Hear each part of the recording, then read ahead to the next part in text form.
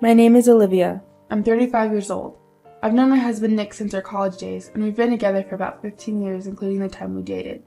Both Nick and I are still working at the company we joined after graduation. Both of us working makes life easier. The more income, the easier life gets. Let's do it. I agreed with Nick's words and chose to keep working after we got married. I didn't hesitate because I didn't want to waste my hard-earned career. There was also another proposal that came soon after we got married. Things at home might get tough with both of us working, right? What do you think about living with the parents? I immediately accepted the proposal. I'm delighted. I want to live with your dad and mom, and with Lola too, right? Yay! Y'all really get along well, don't you? Even dad and mom and Lola. She talks about wanting a sister in front of me. I wish she would consider my position a little. I had established a good relationship with Nick's family during our courtship. Every time I went to visit, they welcomed me with a smile, and we often went out together. So I never doubted them until we got married and lived together. I was looking forward to becoming a family after marriage. There was not a single thing that made me anxious. At 5 o'clock in the morning, I turned off the alarm on my smartphone and got out of bed. I quickly got dressed and headed to the kitchen. As I put on my apron, I boiled water, took out bacon and eggs from the refrigerator for breakfast, and continued preparing for the morning. When I put the morning paper that I had taken from the mailbox on the desk, my father-in-law came downstairs from the second-floor bedroom. Good morning. Good morning. I'll prepare the coffee. My father-in-law nodded and sat down at the dining table. It was 6 o'clock in the morning, and he always goes to work before 7 because he starts early. He's a high-ranking executive at a major company, famous even at my company for being skilled. However, at home, he's only quiet and never acts high and mighty. That was delicious. When he finishes eating, he always brings his dishes to the sink. At first, when he brought them carefully, I told him, "You can leave them there." "It's all right. Let me do at least this much," he responded. He doesn't talk much, and we rarely have a chance to chat, but I think he's a very kind person. It's been almost 6 years since we started living together like this, and everything has gone as planned with only my father-in-law. At 6:45 in the morning, Lola would come stomping down the stairs from the second floor. "Oh, I'm sleepy." "Good morning, Lola." However, Lola ignored my greeting. She came to check the kitchen as is. "Ugh, I was in the mood for cereal today." "Oh, I'm sorry, I made pancakes today." I knew what was going to happen next. Ignoring my explanation, just like she ignored my greeting, Lola started throwing all the pancakes I had worked hard to make into the trash. "Okay, let's make them again." Lola dumped the empty plate in the sink as if to tell me to wash it. From the first day of our marriage and living together, I received a harsh invitation into my role as a wife. And it wasn't only Lola. "Yuck, yuck, what's this? You didn't make pancakes?" At 7 o'clock in the morning, my mother-in-law would slowly wake up. Nick would casually wake up as a result of this, but "I'm sorry. Just cooperate, would you? You're going to make everyone's breakfast late." I'd initially complained that Lola had thrown the pancakes in the trash, but it seemed that my protest fell on deaf ears. Upon seeing their unsettling, gleeful grins, I realized I had been tricked. On my very first day, I already wanted to quit this co-living arrangement, but I thought given time they'd come around. However, even after 6 years, nothing had changed. I felt utterly helpless. Adding insult to injury, my very own husband, the key person in all this, masterfully ignored the whole situation. I had consulted with Nick in our first year of marriage, but all he'd done was dismiss my concerns, saying, "I'm sure they have their reasons." I never grasped what he meant. Even after repeated complaints, all he did was shift the blame, telling them exactly what I said. "Olivia doesn't like it, so you should stop." That was when I realized he wasn't just lacking tact. He simply didn't care about anyone but himself. Of course, the harassment from my daughter-in-law didn't end there. I ate my breakfast standing up, snatching bites while doing other chores, leaving no time to sit down and enjoy my meal. While having breakfast, I tidied up, did laundry, and cleaned the house. Then right after I finished, it started. "On your way back, could you pick up some snacks? Oh, and if you're going shopping, could you get my makeup too?" Needless to say, they never offered any help. The reason I wake up at 5 a.m. is because I still have a job. Preparing for the morning and making lunch ahead took quite a bit of time. I left the house at 8 a.m. every morning. Of course, my leisurely mother-in-law and the home help, Lola, didn't even bother to see me out. It's been 6 years. I've gotten used to it, but every morning I left for work, I whispered to myself, "This isn't what I signed up for." I work as an office administrator. My office hours end at 6 p.m., but often I end up working an extra hour or two. At first, I used to work overtime regularly. However, I was constantly harangued by calls to my office. Is my daughter-in-law there? Can she stop working overtime? As a result, I felt bad for causing inconvenience to my colleagues and superiors, and unless it was absolutely essential, I was allowed to bring work home. Usually, I got home around 7 p.m. Nick typically returned home by 8 p.m., so the first thing I had to do was prepare dinner for my mother-in-law and Lola and finish the laundry. Can't you come home earlier? The laundry's not done yet. Of course, I didn't lift a finger to help. Neither did Lola. You can't even manage the household chores properly. I've been yelled at and even had my dinner withheld. In these cases, I still had to prepare meals for everyone else in the family. After they finished eating, they wouldn't carry their dishes and demanded coffee in the living room.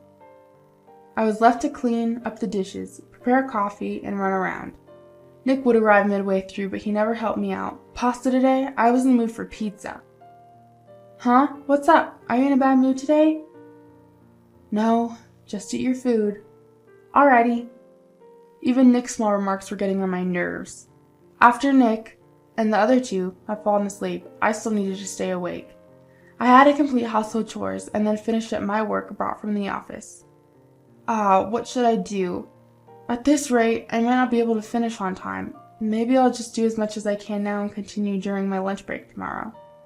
I'm home. Father-in-law, welcome home. I apologize. I'll prepare dinner right away. I was so absorbed in my work I didn't notice father-in-law had returned home, but he simply replied, "No, I'll take a shower first," and went into the bathroom. In the meantime, I tidied up my laptop and started preparing the meal. Once father-in-law finished eating, I cleaned up everything and went to bed. It was already 1 a.m., which was relatively early for me. The following day, I'd wake up at 5 a.m. and start another busy day. Then, one day, I collapsed at work. One morning, as I was walking around the office, I suddenly felt dizzy and fell. Thankfully, I didn't lose consciousness, and after resting in the break room, I felt a bit better.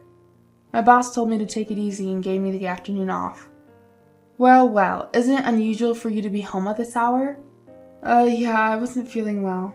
Is it just an excuse? What? Come on, you look perfectly fine to me. It's not good for an adult to use sickness as an excuse to slack off, you know. You need to work harder. I couldn't even muster the energy to be angry at their laughter and nonchalant attitude.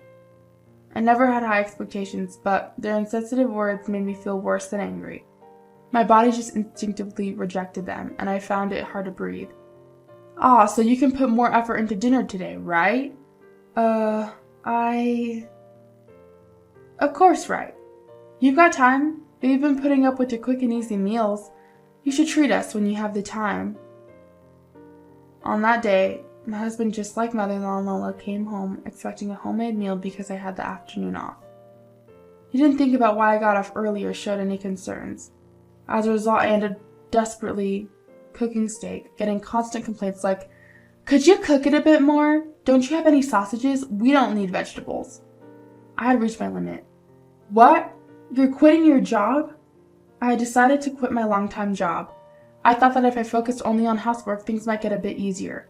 I can't do this anymore. We should be able to manage with Nick's salary, right? I'm finding it hard to balance work and house chores. No, that's a bit unrealistic. At my husband's words, laughed out and saying it's unrealistic, I turned pale. What? Why is it unrealistic? Because we two are contributing $1,500 to the household expenses every month, right? It'll be difficult to do that with just my salary. Well, can we maybe reduce that? I think Mom would probably say no. Well, if it's not possible, it's not possible. Just try a little harder. The sight of Nick patting my shoulder and smiling, I had never hated him more. I thought it was pointless to talk to him anymore, but it seemed like fate was on my side. The company I worked for was downsizing due to poor performance. I had the option to seek assistance for the next job placement for my company or even stay, but I chose to resign immediately. Huh? You're leaving because the company is doing poorly? Yes, that's why I'll be focusing on household chores from now on. I told Nick, who had just returned from work, that I had resigned from the company. I knew it was somewhat forceful, but I felt it was the only way to make him pull his weight. However, when mother-in-law and Lola, who were along with Nick, heard the news, they became livid. Are you out of your mind? What about the money? If you're working, it's going to be hard on Nick. I won't allow any cutbacks. But there are things I just can't do besides juggling household chores, and work was exhausting. I believe this is a good opportunity for me. No, but you said it's impossible. We need at least $2,000 to get by. I think you can manage. After all, $2,000 is just for living expenses. Honestly, I don't believe the utilities alone can cost that much. I was under the impression that the $2,500 I was providing every month was going towards living expenses, and there had to be room for savings. Even though they adamantly said it was impossible, I believed the amount could fluctuate as it was not a fixed cost. Then I was told an unbelievable fact by mother-in-law. "Oh, my head hurts. You thought that was just for living expenses? Then what are you spending it on? I thought it was all going to mother-in-law and Lowe's living expenses." Let me be clear. Isn't it obvious that we need to cut back there? You're asking us to tighten our belts? What kind of wife are you? The $1,500 come from the paycheck, doesn't it? Yes, it does. The $1,500 every month was all being transferred from my account to father-in-law's. When I discussed it with Nick, we decided to handle all the payments from my salary. It was simpler to manage everything from one salary. That money, it's not for living expenses, but for the mortgage payment on the house. What? A mortgage? That includes some home improvements, so the mortgage payment is $1,500 a month. That's a fixed cost. It can't be changed. Hold on a minute. That kind of expense was supposed to be managed with father-in-law's salary. Haha, what a waste. Why should we use Nick's money when we have our own to spend freely, especially when we have a wife who's like a wallet? I was dumbfounded to be referred to as a wallet. It seemed like they didn't think of me as a wife, but merely as a source of money to exploit. And watching mother-in-law and Lila's laugh uproariously at this reality, I could confirm that Nick, with his calm smile, was just as guilty. Well, but Mom, she quit her job and doesn't have an income anymore, right? Shouldn't we get rid of her quickly? Yes, let's do that. We're under no obligation to take care of you, nor do we need to provide you with a place to stay. Wait a minute. Well, Mom's right. Sorry, Olivia. You'll need to move out until you find a job. Nick! I couldn't believe what my husband was saying to me with a smile. But the three of them, ignoring my shock, slowly pushed me towards the front door. I was too stunned to resist and found myself locked out. You don't deserve a free meal. Come back when you can pay for yourself. An unemployed wife should get lost. Bombarded with harsh words through the front door, I felt too weak to resist and walked away slowly. They didn't even let me take my stuff. All I had was the smartphone in my pocket. I thought about using it while it was charged, but in reality, the last place I would turn to for help, my family's home, was the reason I couldn't choose to divorce despite all that had happened. After walking a little in the residential area at night, as expected, a call came in from my mom. Hello? You're not thinking about coming back home, are you? Our house is in the country. It would be a hassle if you came back. Apologize properly to your in-laws. You're not allowed to come back here. Nick probably called my parents' house. He knew what kind of people my parents were. That's why I was looking forward to living together when I was being deceived. I believe they would care about me more than my own family. What should I do now? Before I knew it, I was sitting blankly on a bench in the local park. It was 9 o'clock. I needed to decide my next move soon. But my wallet! Remembering that I had left my bag with my wallet inside, I reluctantly decided to sneak back to the house. I was anxious about what might be happening at home and was secretly watching from outside when someone approached from behind. That person quietly handed me my bag. It was my father-in-law, who had found my bag at the front door after coming home from work. Several weeks had passed since I left home. During that time, there seemed to have been trouble at the in-laws' house. Where is Olivia? Come back! Come back, hurry! Hey, where are you really? I chose not to block messages, but I ignored all the notifications. I didn't feel like replying, but I was also busy at the time, so I deliberately left them hanging. A month later, I mailed divorce papers to be filled out. I also hired a lawyer referred to by my father-in-law and claimed a refund of the $99,000 for the house mortgage that I had been paying for 5 years and 6 months at a rate of $1,500 per month. I also added a small claim for compensation in the divorce proceedings against the three of them. Immediately, Nick started calling me like a demon, so I had no choice but to answer. What's with that lawyer? I won't accept a divorce. Well, let's settle in court then. Goodbye. Wait, I'm in a tough situation. Please withdraw the claim. Mom has also been served divorce papers by Dad, and he said she could do whatever she wants with the house. Mom said she wants to stay here. Why don't you support her then? That's the hard part. That's why I'm saying please come back. No way. Why should I go back to such a hell? I couldn't hide my irritation as I listened to my husband's selfish claims. And right now, the parents' house is the worst situation. It's become like a garbage dump because no one's doing the chores properly. Why don't you do the chores then? That's your job as my wife. Then how about paying me for the housework? It's $12 per hour, from 5 a.m. to 8 a.m., and from 7 p.m. to midnight. I'll do the housework if you can pay me monthly for these hours. You're out of your mind. There's no way I'm paying you for that. It's a wife's job to handle the housework. There's no paycheck for household tasks. My father-in-law did pay me. What? On the day I was kicked out, my father-in-law, who had handed me my bag, bowed his head deeply to me. I'm really sorry. I warned him several times, but I never thought it would come to this. Father-in-law, I know about your parents' house, Olivia. I fear that something like this might happen eventually. With those words, my father-in-law asked me to wait in front of the house for a moment. I entered the house, and after a few minutes, he quietly handed me something he had fetched. This is a banking card, isn't it? What my father-in-law handed me was a banking card in my name. Soon after we got married and started living together, my father-in-law had asked me to open an account, as he knew someone who worked at a local bank. Remember the troubles that started as soon as we moved in together? That's why I thought it would be troublesome if something happened, so I made this. I knew right away when we got married that he was doing something when I wasn't around. I warned him several times, and I was fooled by his act of pretending to reflect on his actions. So I want you to accept this money. Please consider it as my way of making amends. When I sneakily checked and there was about $200,000 in the account, I was shocked. I owe you nothing but gratitude, father-in-law. Well, I was busy with work. I think I should make up for the fact that I hurt Olivia during that time. It's a token of my gratitude for always making delicious meals for us. Thank you so much. The others used to brag about it, but actually before Olivia came, I was doing most of the housework. It's also my fault for spoiling the family. Please forgive me. I can't believe it. Also, this money is what Olivia should receive for her hard work doing housework for the past 5 years and 6 months. It's your salary for housework. I just calculated the hourly wage as $12 on my own, but I hope that's okay. I was moved by the warmth of another person, and it felt so comforting that I could only nod through my tears. If you can't afford it, then pay me. I'm done working for free. I don't care how much you guys struggle. You need to experience even more hardship. Don't say such harsh things. Please, I beg you, it was my fault. Forgive me. I'll do anything. Then my mother-in-law Lola started sobbing on the other end of the phone.